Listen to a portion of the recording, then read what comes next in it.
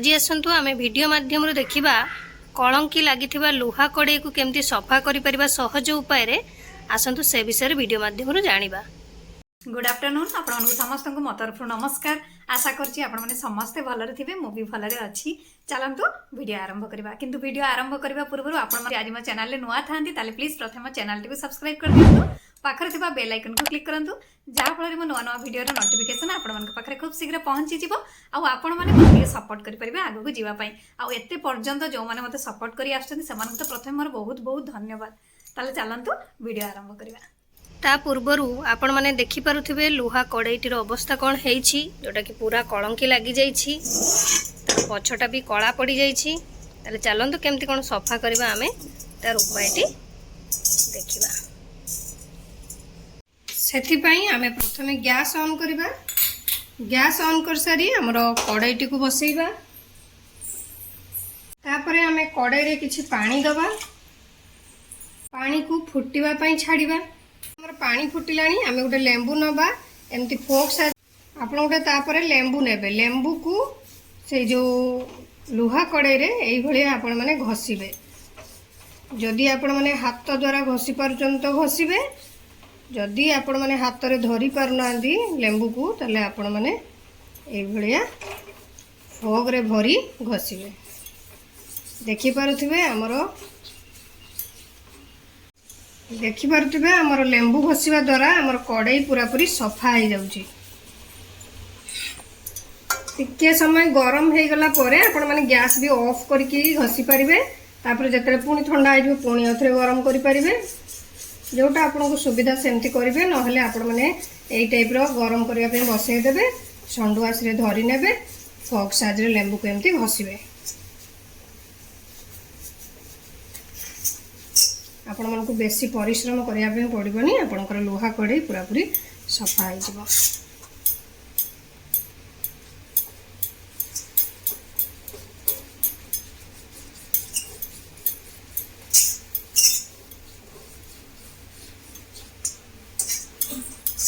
एही उपाय रे आपण माने लोहार तावा भी सफा करि परिबे। लोहार जे कोनोसी जिंस को आपण माने एमती सफा करि परिबे।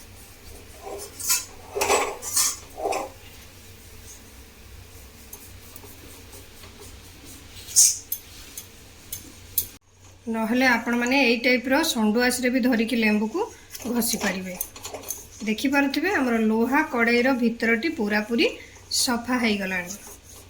तापरे आपण माने जंती नॉर्मल वाश करबा कथा भीम जेल देकी सफा करने।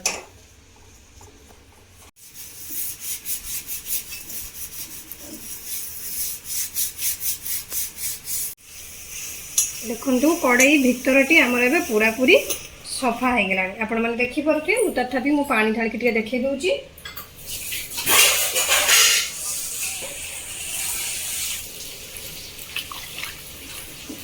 देखंतु हमर पूरा पूरी भितरटी सफा हो गला।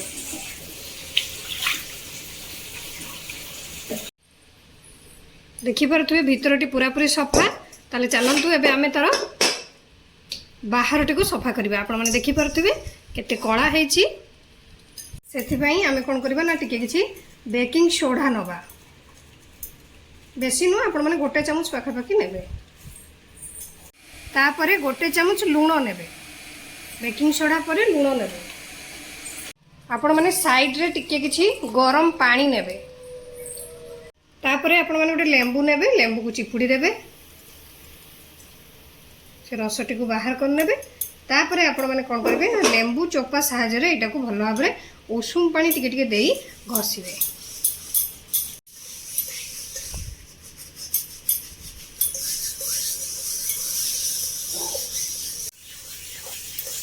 आपण माने एमती टिके टिके घसुथुबे। ता सहित हल्का हल्का जो गरम पानी आपण माने करछन्ती साइड रे ताकू टिके टिके दउथबे। जदि आपण माने चाहिबे तो कड़ाई को टिके गरम करके भी लगेई परिबे। ता द्वारा भी आपनकर कला देखो चली जीवो। देखि पथबे हमर कला जोटा कि छाड़ी जाउची। आपण माने एई साइड ता लक्ष्य करंतु आ एई साइड ता को देखंतु। एठी कला रहिची आ एठी हमर परिष्कार हो जाउची। देखि परथुवे एमती करी आमे पूरा पूरी सफा कर लबा। ଆମର ଏଟା ପଛଟା ବି ଏତେ ସଫା କରିବା ଦରକାର ନାହିଁ, କିନ୍ତୁ କରିଦେଲେ ଭଲ ଲାଗିବ ଏଇଆ ଆଉ।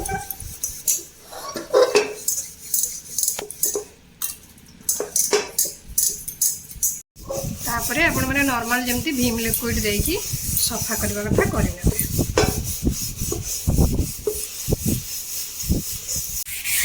ଯଦି ଆପଣମାନେ ଦେଖିଲେ ତାପରେ ବି ଆପଣଙ୍କର ଛାଡ଼ୁନି ତ ଆପଣମାନେ ଏମିତି ବାଲି କାଗଜ ନେଇଯିବେ, ବାଲି କାଗଜରେ ଘଷିଦେବେ। ଦେଖିପାରୁଥିବେ ଆମର ବାଲି କାଗଜରେ ଘଷିବା ଦ୍ୱାରା ପୁରାପୁରି ସହଜରେ ଆମର କଳା ଦାଗଟି ଚାଲିଯାଉଛି। ଆପଣଙ୍କୁ ଦେଖେଇ ଦେଉଛି, ଦେଖନ୍ତୁ କେତେ କଳା ହେଇଛି।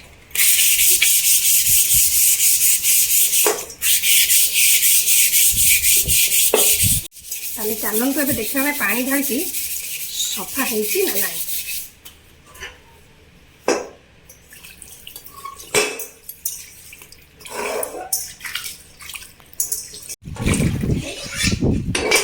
ଆପଣମାନେ ଦେଖନ୍ତୁ ଏବେ ଆମର କଢ଼େଇ ପୁରାପୁରି ସଫା ହେଇଗଲା, ଭିତର ବାହାର ପୁରାପୁରି ସଫା। ଏବେ ଆମେ କଳଙ୍କି ନ ଲାଗିବା ପାଇଁ ଗୋଟେ ଉପାୟ କରିବା, ଚାଲନ୍ତୁ ଦେଖିବା।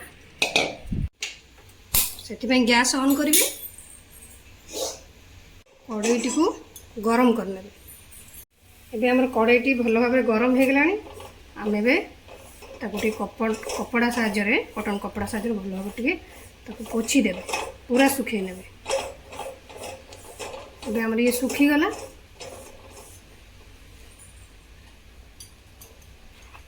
ତାପରେ ଆମେ କିଛି ଖାଇବା ତେଲ, ଯେକୌଣସି ତେଲ ଆପଣମାନେ ଟିକେ ନେବେ। ତେଲ ନେଇ ସାରିକି କ'ଣ କରିବେ ନା, ଗ୍ୟାସ୍ ଆପଣଙ୍କର ବନ୍ଦ କରିଦେବେ। ଗୋଟେ କଟନ୍ କପଡ଼ା ସାହାଯ୍ୟରେ ତେଲଟିକୁ ଆପଣଙ୍କର ସେ କଢ଼େଇରେ ଚାରିଆଡ଼େ ଭଲ ଭାବରେ ଲଗେଇ ନେବେ। ତାପରେ ଆପଣମାନେ ଦେଖିବେ, ଯେତେ ଦିନ ବି ଆପଣମାନେ କଢ଼େଇ ରଖନ୍ତୁ ସଫା କରିକି, କଢ଼େଇ ଆଉ କଳଙ୍କି ଲାଗିବ ନାହିଁ।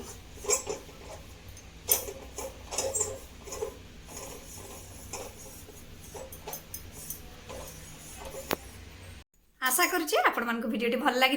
मुझे रखुच्छी पुणी देखा नेक्स्ट वीडियो रे। किंतु आपण मैंने please like comment share subscribe करने भूलें। मत विदाय दिंतु। नमस्कार।